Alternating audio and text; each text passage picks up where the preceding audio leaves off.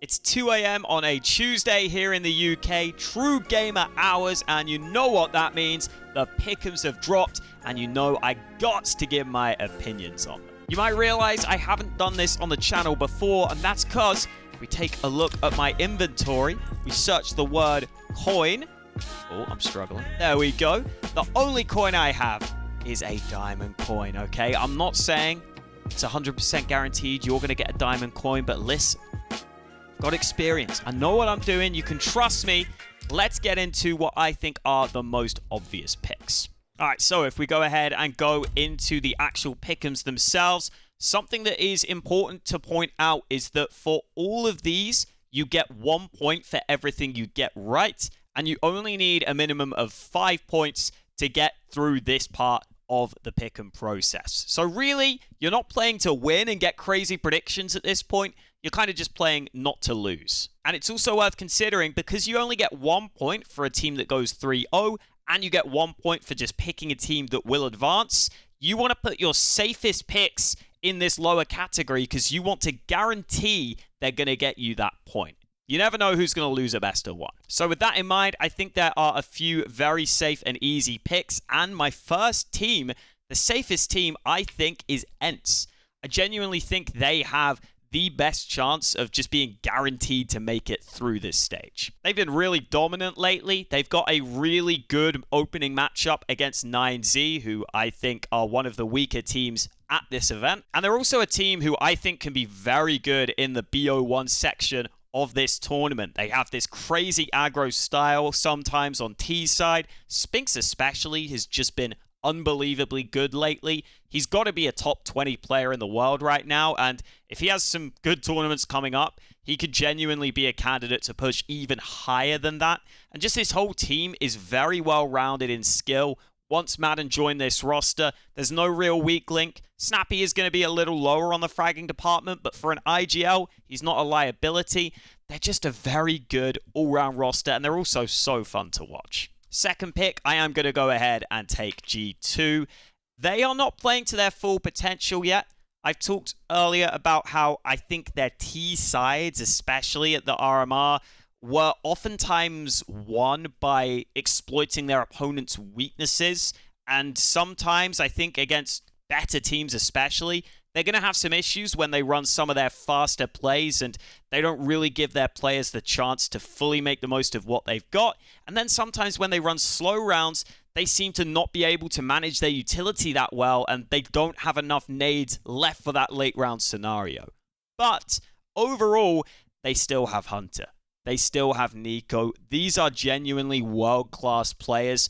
Hunter isn't even that far off Nico's level right now because Nico hasn't been able to continue that transcendent form from the last major, but that's to be expected. He's a rifler on this team, and Monacy has been slotting in better than I expected, and I think he is just going to slowly become more and more polished. He's clearly got raw skill. I think a lot of the rotations and the polish aren't fully there yet, but he is already a good AWPer, and really, I would say for this stage specifically, he's a great AWPer compared to the competition.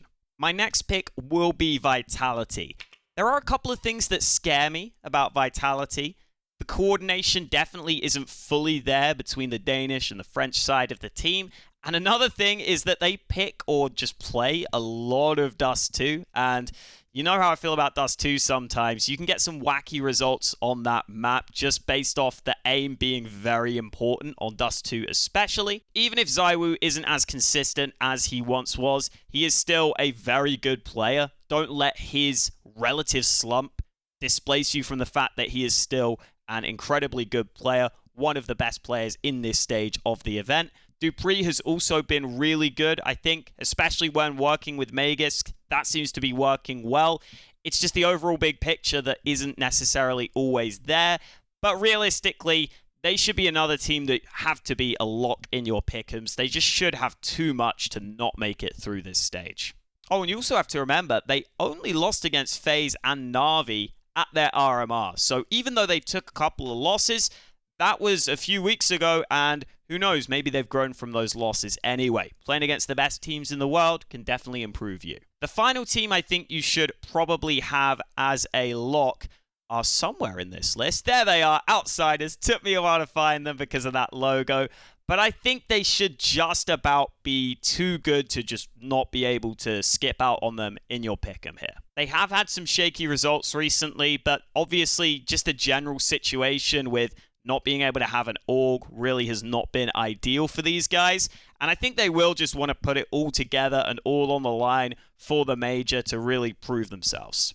They did barely make it through the RMR, with that series against Saw being especially shaky. That Inferno map could have absolutely gone against them. But we know that historically, they have just been a team that are very hard to put away. They always seem to grind out results, and they always seem to be able to make their opponents make mistakes, oftentimes with that slow style.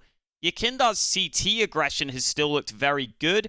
I don't think he's been able to pull off some of those same plays on T's side, though. And in general, this is a team that can be frustrating to watch at times, but they just have that pedigree. And a lot of the other teams at this stage do not have that same pedigree about them. And that experience, I think, makes a massive difference, especially if you're coming down to crunch time. They're one of the teams you just have to assume are going to be good. So those are the 4 teams I think should be dead certain in your Pickems. Now we've got a few more options available to us. The next team I'm going to go with are actually Astralis. They're in a weird spot right now where for a while it's feeling like they haven't been good enough. They haven't been the same championship caliber team that they were once used to being. But I think because of that history, maybe we are holding their expectations a little too high, when in fact we need to kind of reshape that and look at what this team are actually doing now. And I'm looking at the competition and I'm still feeling like they should be able to make it through. Again, at the RMR, they only lost against G2 and Players, 2 teams who I think are really solid coming into this event. They were even able to beat Ents in a best of 1, and obviously that best of 3 against Heat was another one that was super shaky, but I still think Astralis are good enough all round to see this stage off, especially when the pressure gets on. This is where you saw in that Heat series, Astralis were the ones who were able to handle the pressure, and as soon as Heat started going on that losing streak, it just felt like Astralis, again, had that experience to be able to take over. And even if a team is better than Astralis at this event, even if an underdog team is slightly better than them, I don't know if they're going to be able to handle that pressure, whereas I kind of know that Astralis are probably going to be able to. Farlig has come in and been solid. Blame F is really reliable, while Config still adds that bit of firepower, especially on Ancient, it seems, which can definitely win you some maps. The scary thing is Glaive's fragging is not great, never has been, but Zipex is especially looking more and more shaky. I would really love to see him step up because he is the one player I am concerned could be exploited, but I still think Astralis are too good not to pick. At least for me, but I could understand if you were thinking about not putting them in your Pickem. Next, we have a team I think some people might be a bit out on, and they might be a bit out on them a bit too quickly. That was a lot of bits. It's not Na'Vi though, it's Liquid. I think Liquid will just be good enough to make it through this stage. Yes, they lost against Pain recently, but it was an online game, and again, I value experience quite highly when it comes into these major scenarios. I'll get the bad points out of the way first. Nitro is still getting up to speed in CS, so right now his fragging is consistently just subpar, but it is consistent, and it's not like he's a liability right now to the team. Meanwhile, Shox is in this weird position where I see him have a lot of amazing moments in the game in terms of his positioning. There are lots of rounds where he will be able to outread his opponents or make a play which should result in him getting the advantage. And then it feels like more than half of the time, he's just missing these opportunities just based off of poor mechanics. Like, he just can't seem to win anywhere near as many gunfights as he should be, considering the spots he's putting himself into. But that means when he occasionally does have a good map, it looks really good. So he's in that strange spot where generally he doesn't seem to frag that well, but he's making a lot of right decisions. So if those mechanics could sharpen up, that could actually be a really positive sign. And then the star trio is actually really legit on this team, and that's the reason why I feel like I have to pick them. Elige and Naf, both generally very consistent star players.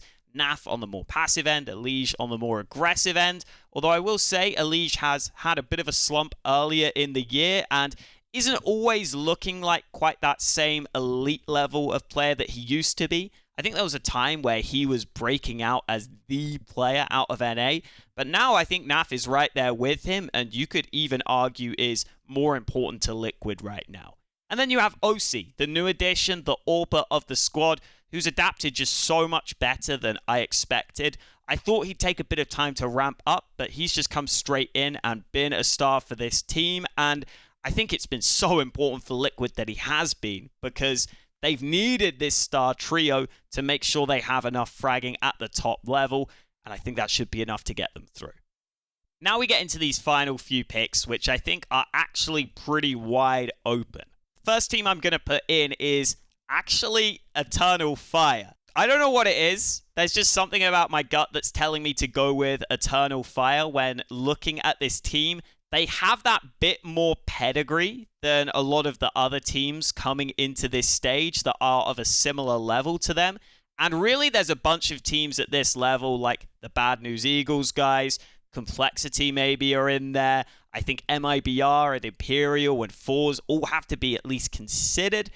But there's something about Eternal Fire that has that mix of good firepower. Xantares is always a threat.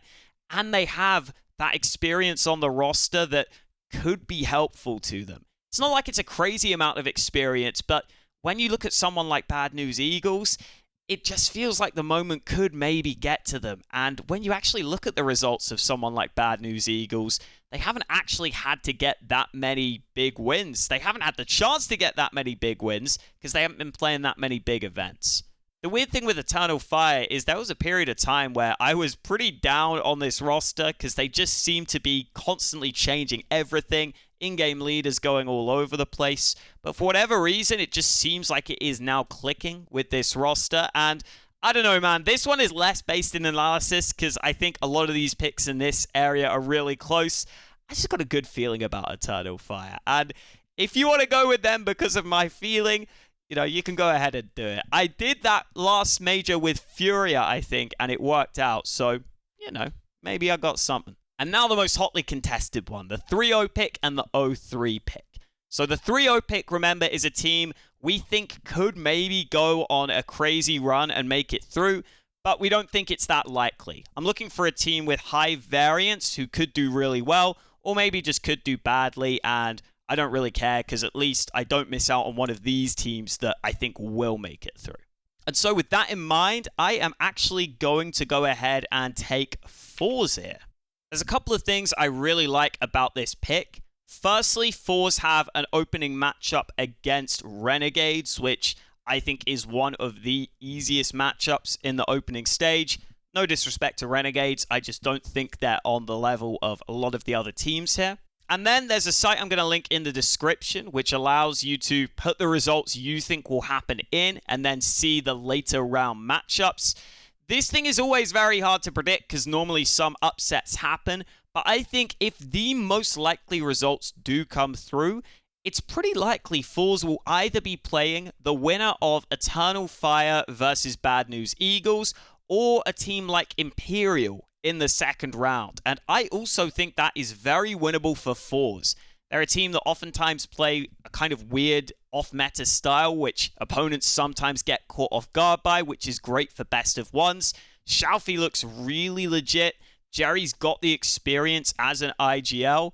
I don't think I can fully trust this team to just commit to them being a team who will advance, but they're also the team where I just am kind of most unsure about almost. Like, I could see if Fours get all the right matchups, then maybe making it happen and going through 3-0.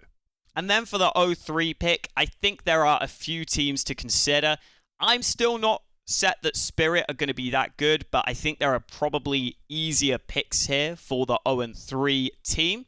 They also play an opening matchup against Imperial, who maybe are a team you could consider, but I think that opening match is pretty open for either team to win, so I wouldn't take that risk. Renegades are almost certainly one of the weakest teams at this stage. In fact, they lost against IHC in the Asian qualifier and are the second team through from Asia, which is probably the weakest region. So you could definitely make an argument they are the weakest team here. For me and my pickems, though, I've got Fours going 3-0, and I don't know if I want to put Renegades as my 0-3, because then if Renegades somehow upset Fours in that opening game, both of these would be gone, and I would just be very sad. And remember, we're not looking to get all of the picks right here. We're just looking to make sure we maximize our chances of getting 5 points total. So if you go Renegades, I think it's a pretty good pick, actually. It might even be the best pick here, but it's not what I'm going with. I'm going with either IHC or 9Z. I think both these teams are probably generally at a somewhat similar level. Maybe 9Z slightly higher, slightly more well-known. But having watched both of them play their qualifiers, even though historically Asian CS is oftentimes known as being super aggressive, super balls to the wall, IHC are kind of the opposite of that. They seem to play a much more European-centric style. They like to go quite slow. They like to go ahead and take their time with a lot of their plays and sit in defaults. And I'm not fully sure they have the players to do that. And I think against a lot of the top competition, playing that way against good EU teams is just going to get you lost most of the time. So that, alongside my gut saying 9Z are probably the slightly more polished team, IHC were running quite a few slow plays, but sometimes were still relying on having to out-aim opponents, which I don't think is going to be ideal for them, means I think I'm going to have to go with IHC. Even though I really like the brand of Counter-Strike this team are playing, and if they go up against Renegades in that 0-2 matchup, I could be screwed because IHC did beat Renegades earlier on.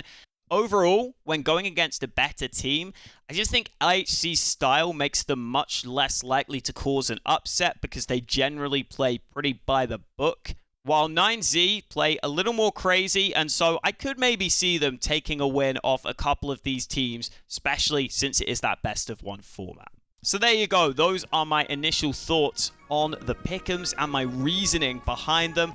I hope you see that diamond coin and go ahead and go with me because we're getting diamond again, baby. I know that last one was easy, but I want to be the man who only has diamond coins in CSGO. I think I can do it. I think you can too if you come with me. Or if you disagree, let me know. Let me know if I'm wrong about any teams. There's still plenty of time for us to change our minds. Hope you guys enjoyed my pickems. Let me know if you agree or disagree in the comments. If there's one I've got completely wrong, please tell me, because I'm trying to get those 5 correct. I want to be the only man in CSGO with only diamond pickems. Thank you for watching. I'll catch you next time.